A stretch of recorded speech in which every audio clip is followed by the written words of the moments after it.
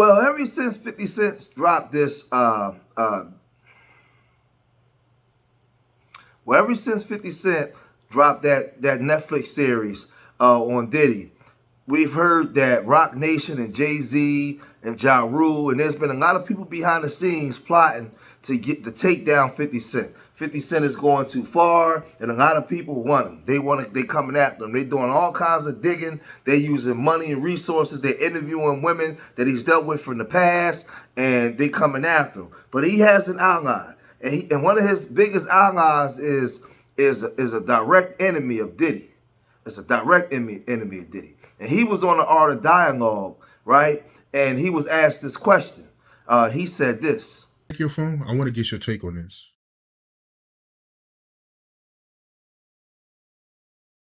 Big brother G, tell Fifth that Ja Rule and his first baby mama started following each other on IG an hour ago.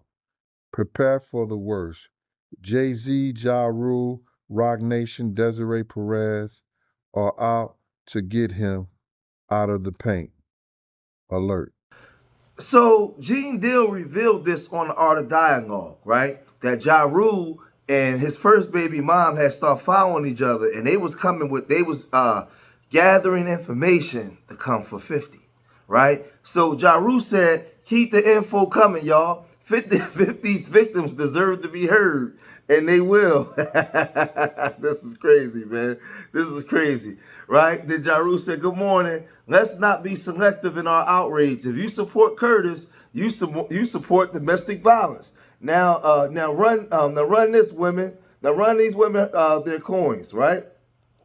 So he's doing all kinds of, like he's coming directly after 50. I thought Jughead was smarter than that, posting a blatant lie to your millions of millions, slander and defamation, dummy lawsuit on the way.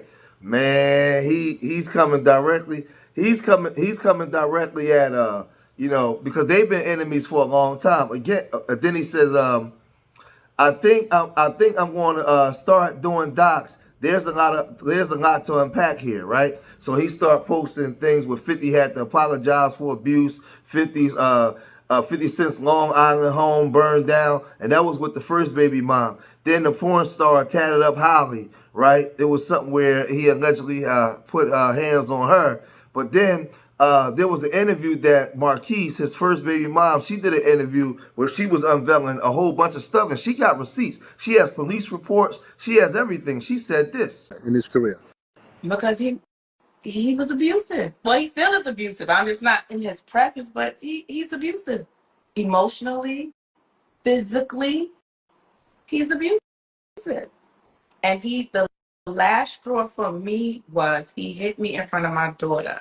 And I said, as a mother, if I allowed her to see him hit me and stay with him, what example am I setting for my daughter? And that's when that was it for me. It was that and another incident with Marquise. So it was two incidents, but it was kind of close. And there was another incident with Marquise, Yale, and Banks used to have an apartment they used to share in Manhattan. And I went to pick 50 up from there. So Marquise told me that I guess like he had a girl there, like, a girl that, he just told me something. So him and I got into an argument. He beat the mess out of me and then told Marquise, see, it's your fault. I had to whoop your mother's ass. First time he ever hit me, to be honest, was, I'm going to talk about this. This is a lot of cathartic moments and stuff, but the first time, I don't even think I've told you this. The first time he hit me, the first time he hit me, I was pregnant with Marquise. Belly out to here. Now, when you listen to these charges or these accusations, these accusations are so similar to what Diddy was charged with. He has, or allegedly not charged with, because 50 wasn't charged with anything, but the allegations. There's arson. There's alleged essay assault. There's physical abuse. There's all kinds of things, and there's police reports. There's definitely police reports. But she said that, he would come in and take her without her consent.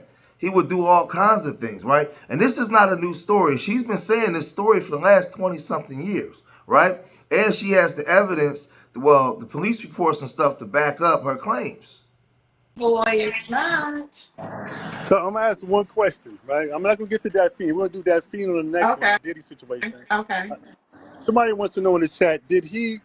Because you put up the post on your story about that fiend saying that he sexually abused her. Yeah. Did you ever experience anything like that? Or was it just basically physical stuff or fighting and back and forth? You know, I have experienced abuse from him. Yes. Which, when it sounds odd for women, because it's like it was no Me Too movement. You know, from our culture, it's like, how could your boyfriend you? Because no means no. No, no means no. I don't care if you get a girl butt naked and she says no, that means no. So yes, I have. And I don't know within me, I don't know if it's this black girl strength that for some reason it's easier to talk about that, the physical part of the abuse. That's easier for some reason than to talk about the sexual. I don't know why. And that's something I have to probably work through and maybe just try to like understand. But yeah. Well, why you never reported it though? People might want to ask, well, you got sexually abused, you got physically abused. Why you never said that? I did say something. I've always said something. Well, If anybody ever listened, I've the authorities, like always he was abusive. I have court testimony where I'm saying he's abusive. I have order of protections in the courts where I'm listing some of the abuse. So this is documented. Maybe IG world don't know. Maybe the fans don't know, but no, it's documented. This thing gets real spicy because back in 2008, rapper 50 Cent ordered by a New York judge to forfeit guns, right? So this is January 20th, 2008 article. New York U.S. rapper 50 Cent ordered to surrender any guns he might have after a judge on Friday issued a temporary restraining order requested by the rapper's ex-girlfriend, lawyer said. A lawyer for the rapper, whose real name is Curtis Jackson, says he would contest the order and that 50 Cent did not have guns or access to guns. To my knowledge, he has no guns, said lawyer Britt Kimmel, right? The order bars 50 Cent from being in contact with Shaniqua Thompson, the mother of his 10-year-old son, without the court's permission, the lawyer said, right? 50 Cent and Tompkins have been locked in a legal fight over money. Tompkins has argued that she is entitled to half of 50 Cent's estate based on an oral agreement. Man. The dispute escalated last month after a fire destroyed the rapper's $2.4 million Long Island home where Tompkins lived with their son. Police said they were investigating the fire as suspicious. The Stamford, Connecticut-based rapper has denied any involvement in the fire and separately on Friday filed a $20 million defamation lawsuit in a Connecticut Superior Court against Tompkins for statements she made to the media. Right? So all of this stuff is on public record, but she wasn't finished. What makes you say he did it though? We got into a fight that Monday at my lawyer's office. I have a police report. He threatened me. He tried to hit me, but I ran. He threatened me. He said he was going to have someone come do something. He said, and watch how I get down. He said it. And that Friday, I do believe that was Monday. That Friday, I had to do my deposition. I was taking my piece to school. A Magnum car was following me. I don't know if you remember the Dodge Magnums, and everybody knew back then all of G Unit members rode Dodge Magnums. Was following me to Marquis to school. I ditched the car, drove to Queens, and drove to my grandma's house. Mia was already in school. I get to the courthouse. I do my deposition. I come back outside. It was a guy following me, trying to intimidate me to the point where my lawyer was so worried. Said, "Shaniqua, just please be careful." So he was trying to kick me out the house and he couldn't get me out the house. And that's another thing where he says like, oh, he went to Suffolk County. They gave me an eviction, but I took it to the Supreme Court and the Supreme Court allowed me to stay. So he couldn't get me out the house at the time. And then his lawyer, and I have in my deposition papers, which once I start doing my YouTube channel, I have to be able to side by side and bring up stuff. His lawyer actually asked me where was my evidence, and that was the first part of the house to burn down. I don't think that was a coincidence. Right. Who's on the house at the time when it got set on fire? It was. That's another thing. He tried to create the narrative. It was me, my boyfriend. No man lived with me in that house. And I will repeat, no man lived with me in that house. No man, except for Marquise, and he wasn't a man at the time. He was a child. It was me, my daughter, Marquise, a family friend, and she had gotten into an argument with her husband. So it was her and her son, and my youngest sister. My mom had passed away, so I had custody of my youngest sister. How old was your children? Well, he's probably about 12. Mia probably about maybe 16, 17. Now, this story gets crazy because she's alleging that he was trying to unalive her and unalive everybody that was in the home because he was trying to get her out of the home. But she went all the way, she was trying to get her evicted from the home. She took it all the way up to the Supreme Court and got a stay and was able to stay right in the home, and he wanted her out. He was trying to say that she had a man in the home. It was just a whole bunch of stuff. Now, mind you, his 10-year-old son is living there. Her daughter is there. It's some other people that's living in the house. So when they fired Bob in the house, because this is not new news, right? This stuff has been out for a long time.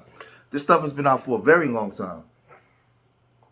And that's why I was never like the biggest fan of 50 Cent. I'm not biggest fan of her either. I understand that couples have issues, but where there's smoke, there's fire.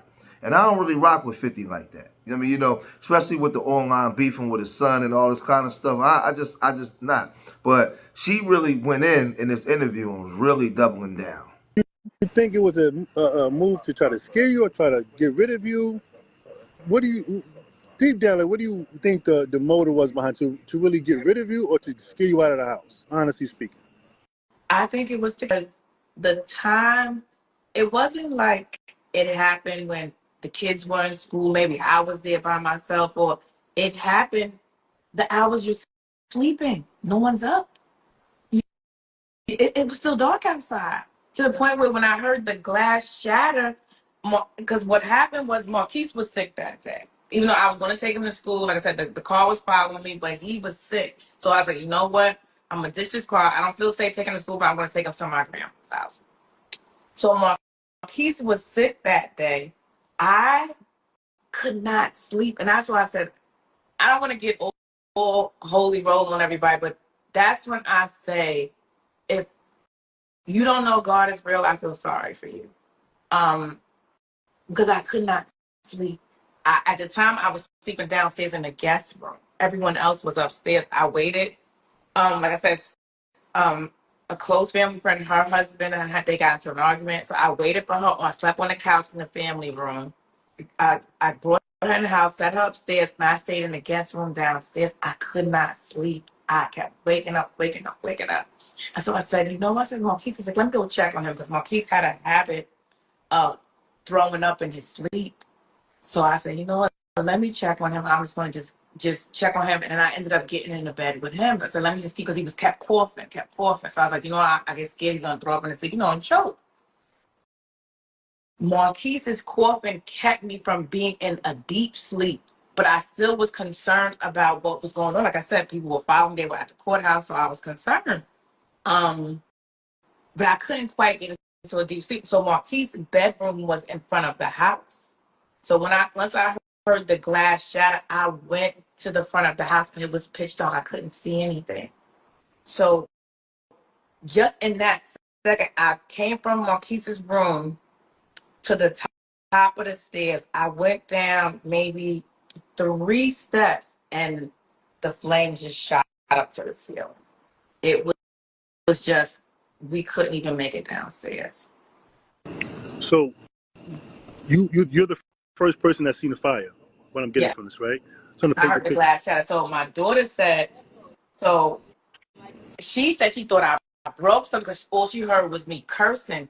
But for some reason, I was so enraged. I was like, they just heard glass and me cursing. So she just assumed that I dropped the glass or something. And I just kicked into action. I just got everybody out their rooms. We had like a little bonus room upstairs, like we had like a couch and a television and stuff. We couldn't go that way, so then we go to my sister's bedroom. So my sister's bedroom had like a little awning, like where the backyard and the pool was. So I was like, I kicked out the screen so we could jump down to the awning to jump out. So I saw a man there. So I got a little hesitant. I was like, oh my gosh, what if he's coming to finish us off? And um, it We just need just a happened to be, man yeah, sitting. it happened to be an off-duty police officer. Okay, got it. Yeah, so he was already on the phone with 911. He said so later on I found out he saw the smoke and he saw the smoke and he was going to get his daughter from, like, I think he said she was at a hotel. You know how they have prom parties at a hotel, and he said the highway, whichever way he takes, it didn't take him that way. He saw the smoke, came up the driveway and saved our lives. Saved our lives. Y'all got out from the downstairs or the upstairs? From the upstairs We window. couldn't make it down, as I said. Like, I got to the fourth step and the flames engulfed. Like, it just shot. Like, literally, it looked like a movie. Like, I can't explain. Like, it just like it just went from the floor to the ceiling. So we couldn't make it downstairs. So what you do? You jumped out the windows? Yeah, we jumped Climb out the down window out of something? my sister's. My sister, where her bedroom was towards the back of the house. So she had an awning, like from the sliding door. So we jumped down from her window to the awning to the floor. But the off-duty police officer was there to break our fall. Now, 50 Cent, he doesn't have that many friends in the industry because he comes after everybody. And there's a lot of people praying on his downfall and waiting for him to get his day. Now, Rock Nation and Ja Rule and these people, they got a lot of money and they got a lot of resources. So if you get Shaniqua Tompkins, his baby mom, and you get this story together, you get Tatted Up Holly, right? You get the second baby mom. You get all, like, because he's had accusations. You get these people and they put together a docu-series on him. He could be in real serious trouble, man. Real serious trouble coming down the pipe.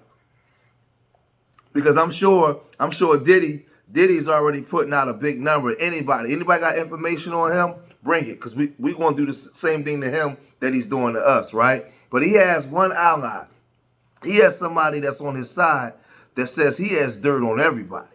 And that's Gene Deal. Gene Deal is now on the Art of Dialogue naming names. He's going right after Jay-Z and saying, I got dirt on you. I wish you would. I got dirt, saying that he was messing with underage girls. That's what allegedly, and that's what he's alleging. I got dirt on you, Desiree Perez. Like, he calling people out. He's saying this. Yeah. Everybody that it said, and Desiree Perez, all them people got dirt under them, bro. You understand? All them people got dirt on their fingernails. Jay-Z got dirt in his fingernails. You understand? Jay-Z was messing with young girls from our block. Tiring them. I'm putting it out there. You know what I'm saying? I'm picking a side. Desiree, husband, was a former drug dealer that she turned on a whole cartel. All of them got dirt on them. And 50 got they dirt. You understand? 50 gonna know they dirt. Because 50 got investigators, he got people that's in the street. So if they go at him, listen here, I deem him like myself, 10 times the normal man. He gonna do what he gotta do. And the whole thing about it is they trying to retaliate on him for something he did to somebody else. Bruh, first of all, they're gonna try to get his baby mama stories. You know, they're gonna try to get 50 baby mama stories. They're gonna try to get girls that he probably dated, that he had problems and issues with and stuff like that. You know what I'm saying? They're going to try to do the same thing they probably did to R. Kelly or Puff or whatever like that, and people tell their stories. You understand? But, you know, they trying to retaliate on what he did. Let him go ahead, bruh. Because I think he ready for it. You don't do this shit, and you don't do the stuff that he did or sign on to the stuff that he did with Puff. Unless you got your shit in order. Don't throw no stone if you live in a glass house. Don't throw no stone if you live in a glass house. I believe 50 ready for it. If they come at him any kind of way. Now, with this battle, I don't know who's going to come out on top, but I'll tell you this, right?